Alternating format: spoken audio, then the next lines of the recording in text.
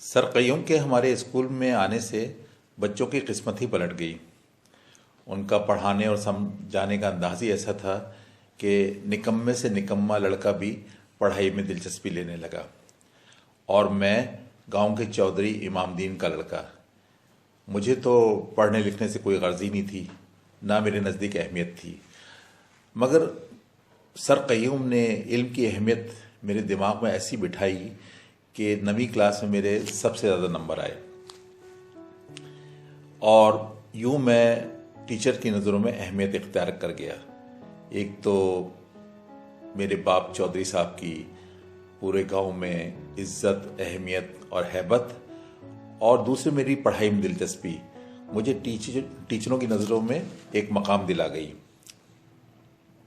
Sir Qayyum का पढ़ाने का अंदाज इतना अच्छा था, और जिस दिन वो कोई भी चीज़ पढ़ाते दूसरे दिन उसका एग्ज़ाम ज़रूर लेते थे। और ना समझ में आने की सूरत में उनका कहना यह था कि मुझसे 10 दफ़ा मालूम करो, मगर मेरी और अपनी मेहनत ज़ाया मत करो।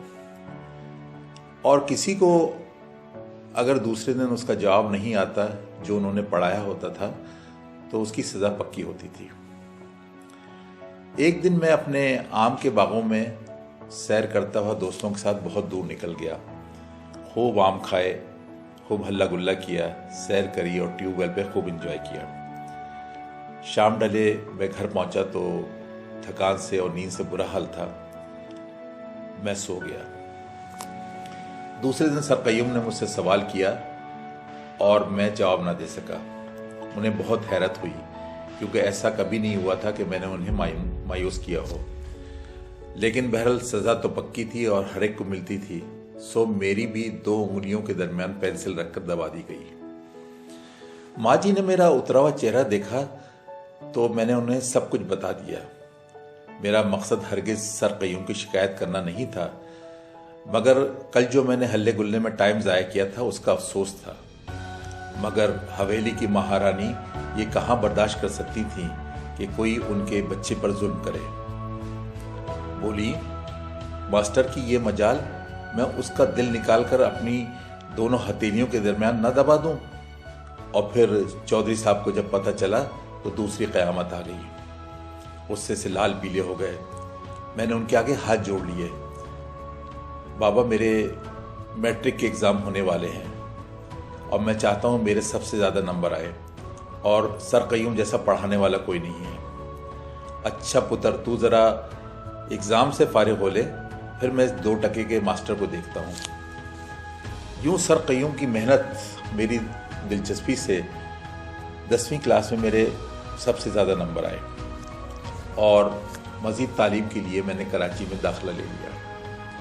छुट्टियों पे वापस पलटा तो पता चला बाबा ने सर कय्यूम को न सिर्फ स्कूल से बल्कि गांव से भी हाथ पकड़ के निकलवा दिया है।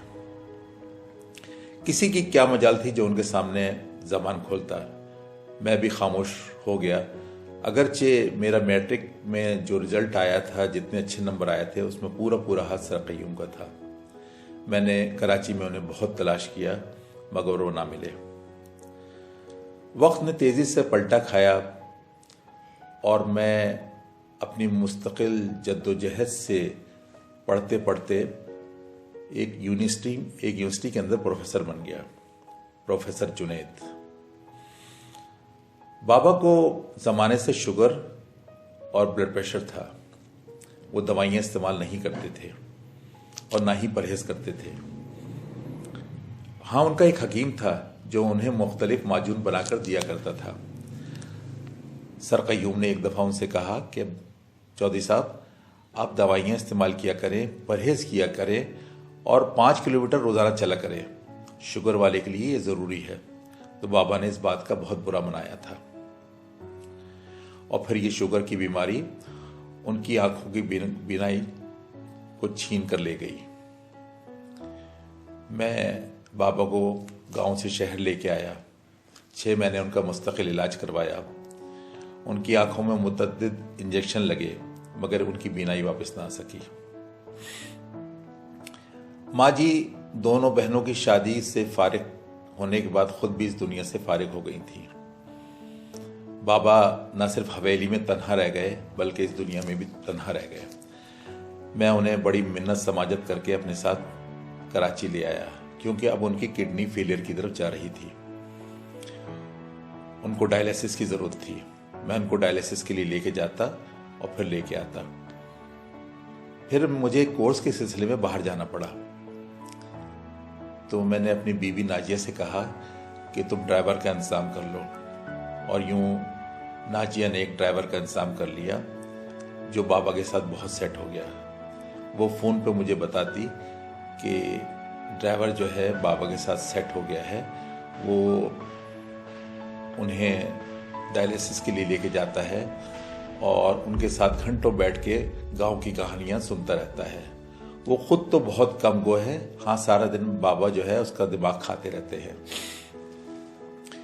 फिर मैं वापस आया तो करमदीन ड्राइवर से मैंने कहा मुझे यूनिवर्सिटी ड्रॉप कर दो, फिर बाबा को तुम डायलिसिस के लिए ले जाना।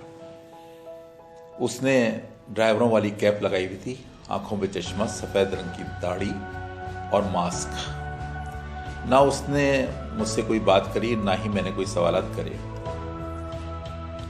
करमदीन, ये जो सामने पेट्रोल पंप नजर आ रहा है ना, यहां से टंकी फुल करवा लो। मैं हमेशा यहीं से पेट्रोल भरवाता हूं। वो पेट्रोल डलवाने के लिए उतरा तो मैंने उसके सीधे हाथ की तरफ देखा, उसमें 6 उंगलियां थी और मैं सोच में डूब गया। 6 उंगलियां, मेरा जहन गर्दिश करना शुरू हो गया। और फिर जब उसने यूनिवर्सिटी में मुझे ड्रॉप किया तो मैं उसके करीब आया। तुम्हारा ये मास्क सही नहीं है, मैं तुम्हें दूसरा मास्क देता हूँ, वो पहन लो। और जब उसने मास्क चेंज करने के लिए अपना मास्क उतारा तो उस ज़माने के नशीब फरेज से गुजरता हुआ वो कोई और नहीं, सर कयूम ही थे। सर आप। मैंने अदब से उनका हाथ पकड़ा और गाड़ी से उतारा। नहीं प्रोफेसर जुनैद साहब, मैं करमदीन ड्राइवर। तो फिर मेरे सर कयूम कहाँ हैं? क्या मैंने कभी आपका पढ़ाया हुआ सबक भूला था जो मैं आपको भूल जाऊं और आपको पहचान ना सकूं? उनकी आवाज किसी गहरे कुएं से आती हुई मालूम दी। मैं कराची आया तो मैं उस्ताद नहीं रहा। मेरे सारे शागिर्द मेरे उस्ताद बन गए। मेरे शागिर्दों के हाथों में गन आ गई और वो गन के जोर पे मुझसे नंबर बढ़वाने के लिए फरमाइश करते। यूं मैंने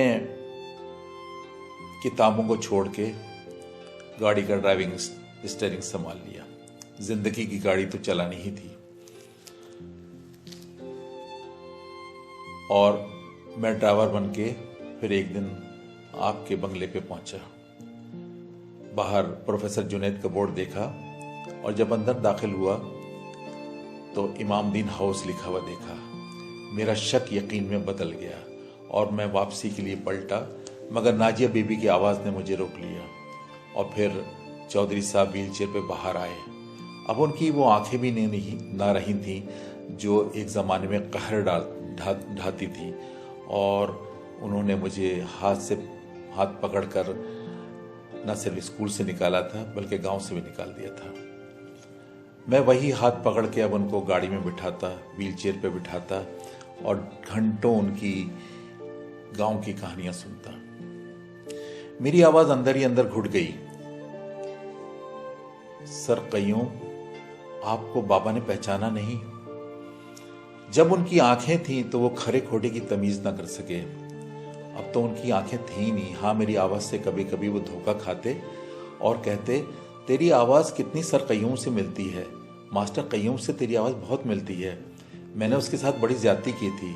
अगर जिंदगी में कभी वो मुझे मिल जाए तो मैं उससे माफी मांगू। और फिर उसने मेरे पुत्र को प्रोफेसर बना दिया। वो तो हाथ चूमने के काबिल थे। मैंने हाथ पकड़ के उसको न सिर्फ स्कूल से निकाला बल्कि गांव से भी निकाला। फिर चौधरी साहब अपनी उन आंखों से तो ना रो सके, मगर दिल की आंखों से उन्होंने खून के आंसू बहाए।